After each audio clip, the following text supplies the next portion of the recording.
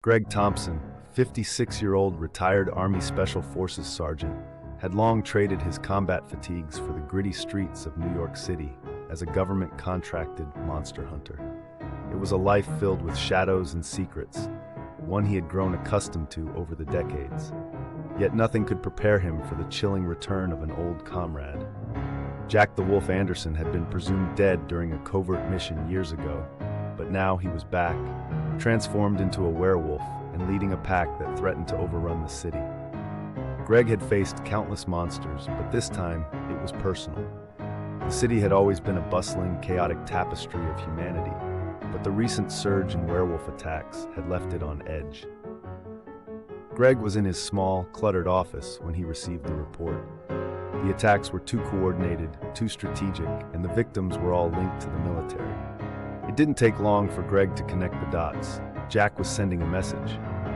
He remembered their friendship, forged in the crucible of battle, and the guilt of leaving Jack behind gnawed at him. Now, Jack's haunting eyes, once filled with camaraderie, were filled with vengeance and a primal hunger. Determined to confront his past and stop the impending chaos, Greg armed himself with silver bullets and a heart heavy with memories. The showdown took place under a full moon in Central Park, the city's heart, now a battlefield between the old friends. As the werewolves encircled him, Greg's mind raced through the years of shared laughter, hardship, and camaraderie. But there was no time for hesitation. The pack lunged, and Greg's training took over. Each shot was precise, each movement calculated, a dance of survival and regret as he fought to save the city and perhaps in some way redeem his lost friend. The battle ended with the first light of dawn. Jack lay defeated, a shadow of the soldier he once was. Greg knelt beside his fallen comrade, whispering a farewell only the winds could carry.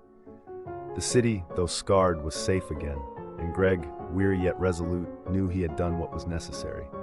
As he walked away from the park, the weight of his choices settled heavily on his shoulders. But there was no time for rest. The city always had another shadow lurking.